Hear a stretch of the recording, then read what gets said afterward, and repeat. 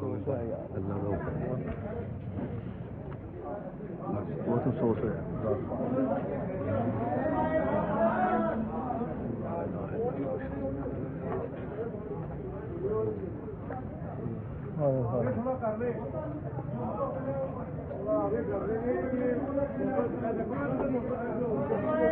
अस्सलामुअलैकुम खादर साहब। डाल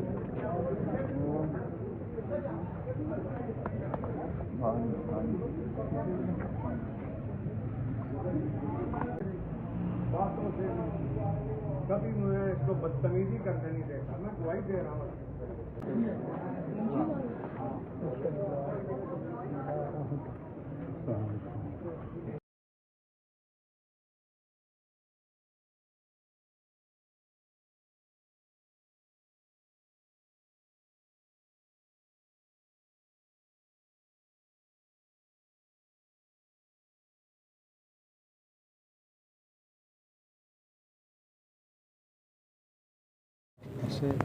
ऐसा प्यारा बच्चा। जी जवाब साहब, पेप्सी भी चला गया। यार हमारा तो बदन चला गया, बाजू चला गया। यकीन करो कि जब से ये फील्ड में आया, मैं इसको हमेशा देख के दिल में सुकून महसूस करता। और आप मेरी गवाही देंगे, बिल्कुल, बेशक मुस्कुराहट, बेशक। कभी बुरा मुंह नहीं बनाया, कभी गुस्सा नहीं, कोई खूबसूरत, अल्लाह उसके दर्जे बुलंद फरमाए। मैं उसका फ़ैन था, यकीन करें। हालांकि मामला साहब को देखा, लेकिन मैं कहता यार ये कहाँ से कॉमेडी करता है, इतना अच्छा। और बीबा, असल गल है बीबा लफ्ज़, हर एक से प्यार, हर एक से मोहब्बत, अल्लाह उसके दर्जे बुलंद फरमाए। बहुत दुख है, बहुत ज़्यादा दुख है। अल्लाह ताला बस हमारे ज़ख्मों पे मरहम रखे और उसके घर वालों को सहारा बन जाए। आप तो हमेशा से आर्टिस्टों के साथ हमदर्दी वाला मांग करते हैं, अल्लाह आपको भी जज़ाए खैर दे, आमीन सुम्मा आमीन।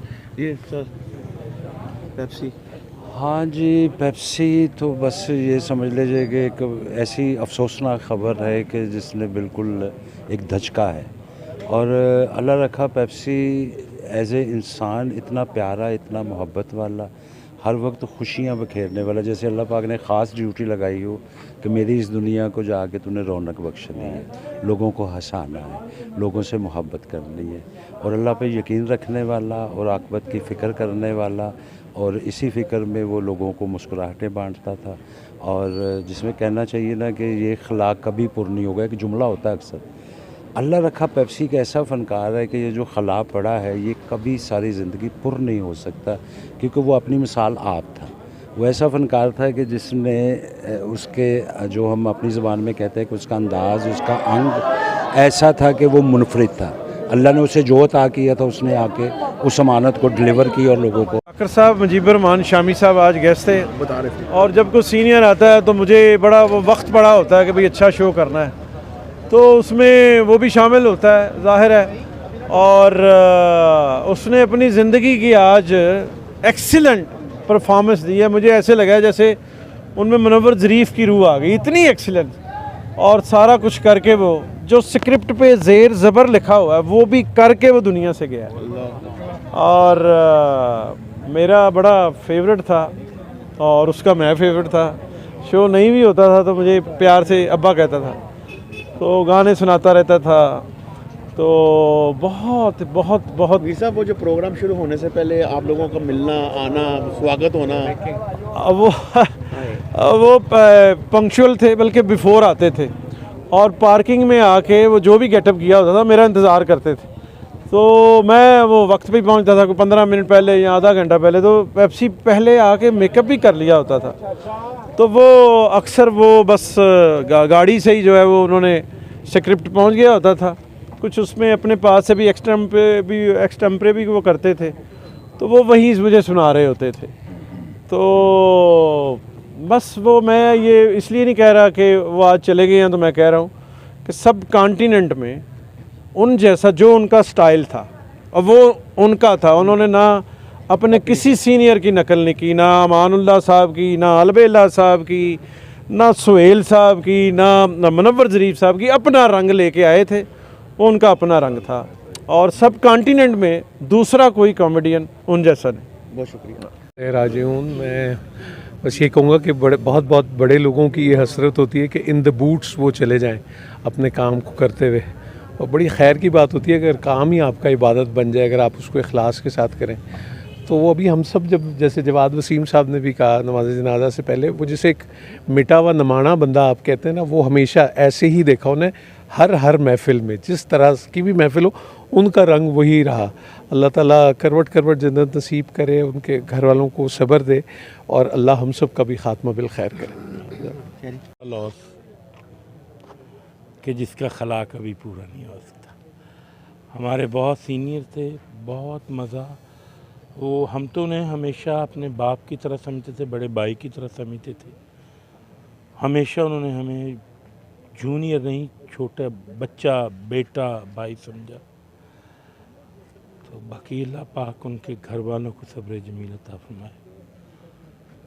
हमको भी आज पाकिस्तान के बहुत बड़े जर्नलिस्ट नामवर मुजीबर रहमान शामी साहब थे, हम एक्टिंग कर रहे थे। हमेशा की तरह आज भी उन्होंने फ़न पेश किया, लेकिन आज जो उन्होंने काम किया ना हमारे सामने, उनका एक्ट सारी ज़िंदगी के लिए हमारे दिलो दिमाग में लॉक हो चुका है। अल्लाह पाक अल्लाह उनकी हमेशा अगली ज़िंदगी बेहतर फरमाए, मग़फ़िरत फरमाए।